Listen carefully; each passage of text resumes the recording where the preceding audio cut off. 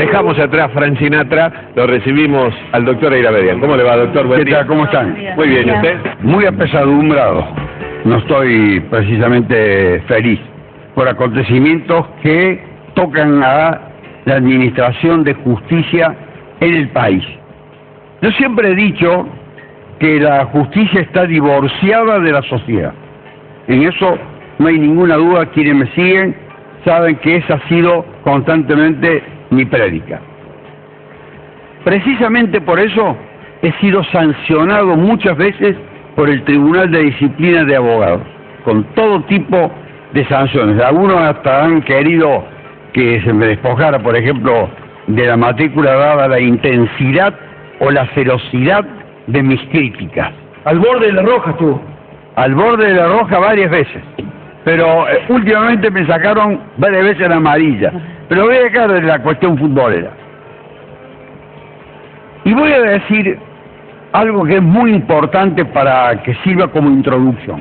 Nunca antes, en la historia argentina, en las vísperas de un pronunciamiento judicial, una de las partes del proceso, en este caso la representación de la víctima del proceso, tuvo a su favor la concentración más grande del poder que haya habido en torno a una causa y a una persona. Esta causa es la de Marita Verón y la de la señora madre de Marita Verón, Susana Trimarco, que contó con el aval, con el auxilio, con la ayuda, con el apoyo, desde la presidenta de la República hasta los sectores más opositores de donde sea el arco ideológico, de extrema derecha, de extrema izquierda, del centro, etcétera. Comunicadores, periodistas, artistas y miles de personas que no conocían absolutamente nada de la causa, que nunca habían tenido acceso al proceso, que no habían, por cierto, leído las constancias de ese proceso, reunidas en muchos cuerpos de expedientes, y que mucho menos conocían, porque todavía no se había dado a conocer, el pronunciamiento judicial con su fundamento, que se acaba de dar y que tiene alrededor de 600 hojas. Es decir, nadie tuvo a su favor semejante concentración de poder, estimulándola y creyéndola, creyendo en su versión, en su relato, en su desesperación, etc. ¿Ni siquiera el caso de María Soledad?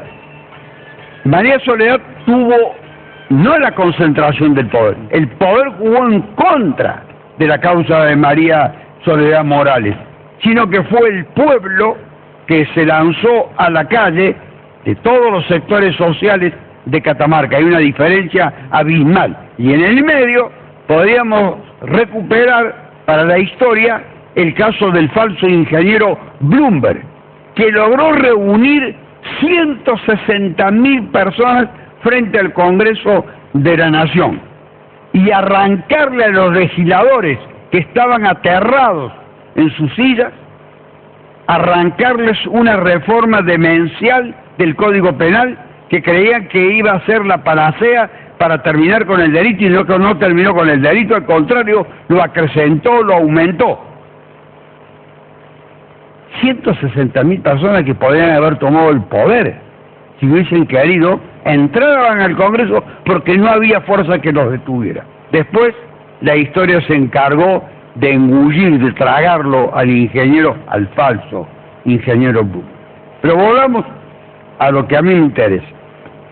En ese concierto de voces, de opiniones, de desinformados, donde el periodismo jugó un papel vergonzoso, lamentable, y los políticos un papel más triste todavía, hubo un solo comunicador en la República Argentina, uno solo, que se apartó completamente de este coro desgraciado, de este coro lamentable.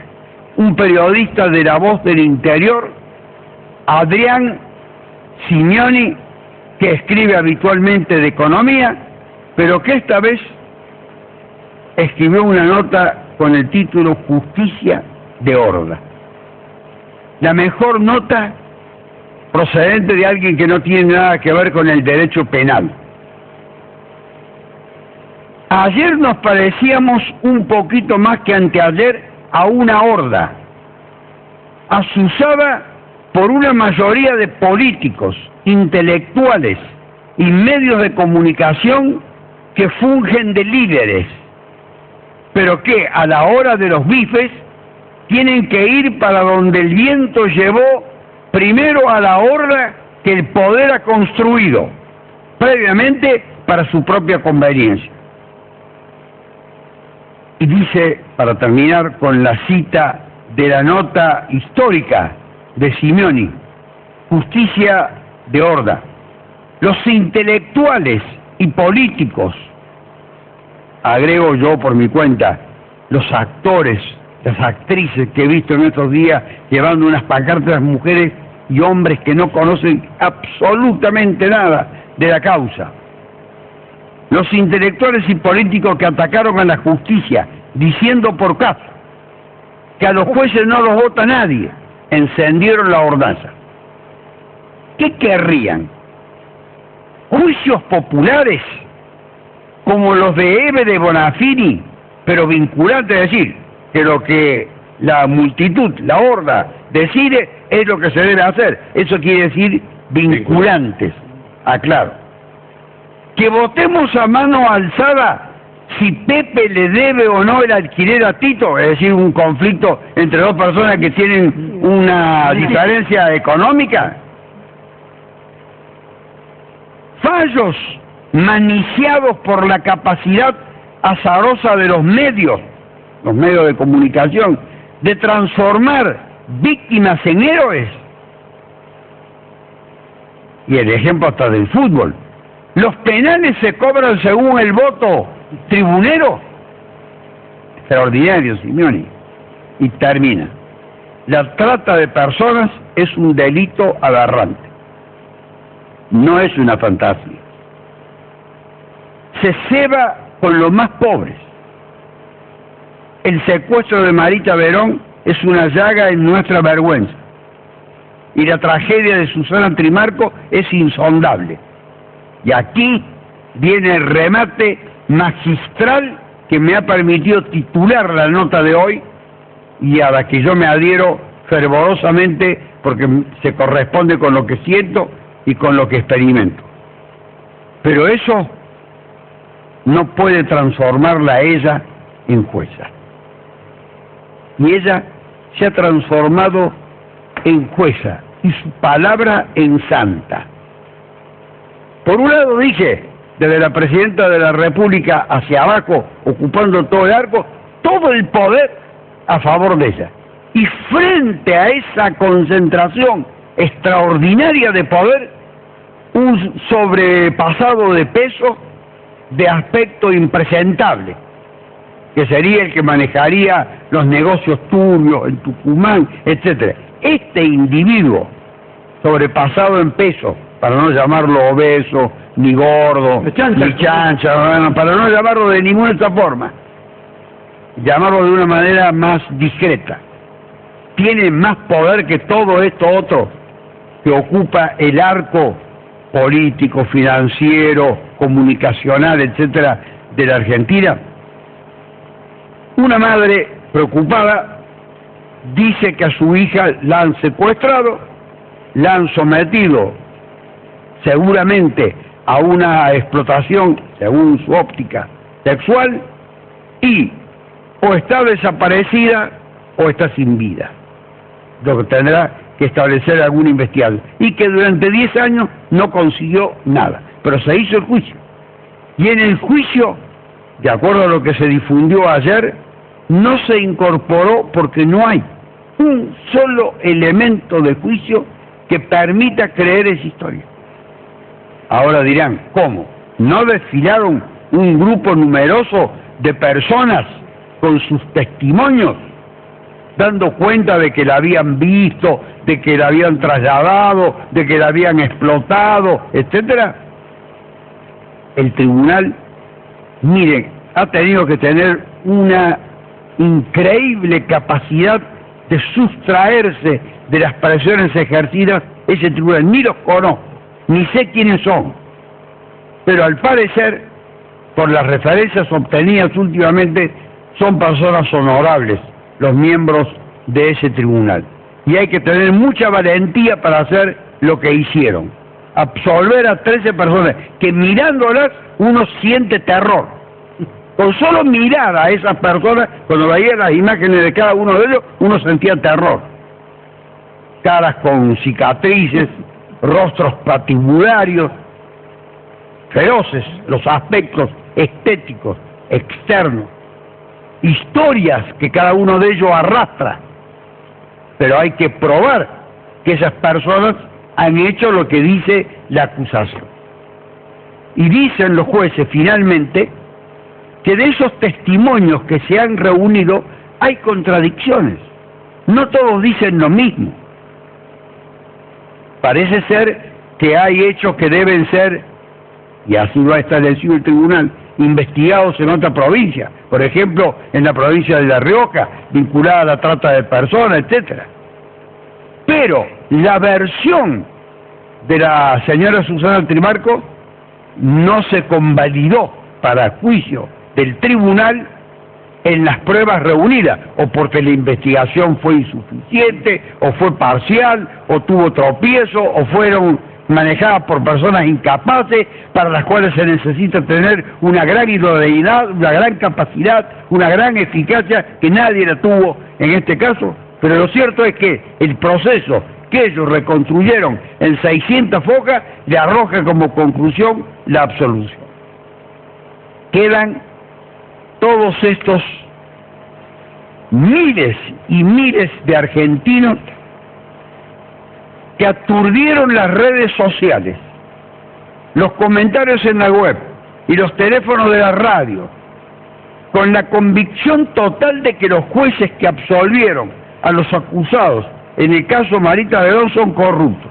¿De dónde sacaban eso la gente? Bueno, porque dice Susana Trimarco que la amenazaron de muerte, que le dijeron que los jueces estaban pagados y que les habían pagado en dólares, que a Ale le había pagado en dólares. Eso es lo que dice ella. Sí, está bien, es lo que dice ella, pero la gente también escucha lo que dice ella. Es una persona.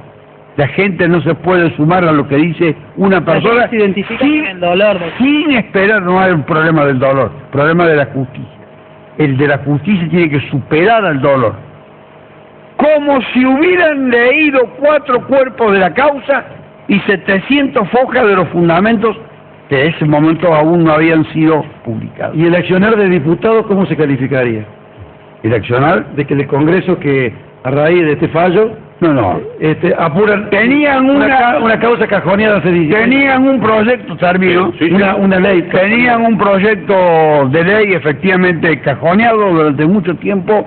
Ahí hay una conducta verdaderamente lastimosa. Sí, oportunista. De esa La misma conducta que tuvieron los legisladores del caso Bloomberg. Y ahora, con las modificaciones que le han introducido, no cambia nada la historia, no va a cambiar absolutamente nada. Aumentan las penas, como en el caso de Bloomberg, pero no cambia nada. Entonces, no convirtamos en ídolos, ni entronicemos en el altar de la incorruptibilidad, de la moral, como si fuesen los únicos que detentan esa calidad a las personas que son víctimas o allegados a las víctimas de lo que se supone un hecho delictivo. Tengamos en alguna medida paciencia. Yo he repudiado a los jueces infinidad de veces, muchas veces. No he tenido ningún tipo de contemplaciones cuando, sin repudiarlo, he tenido que cuestionarlos, cuando he tenido que enfrentarlos.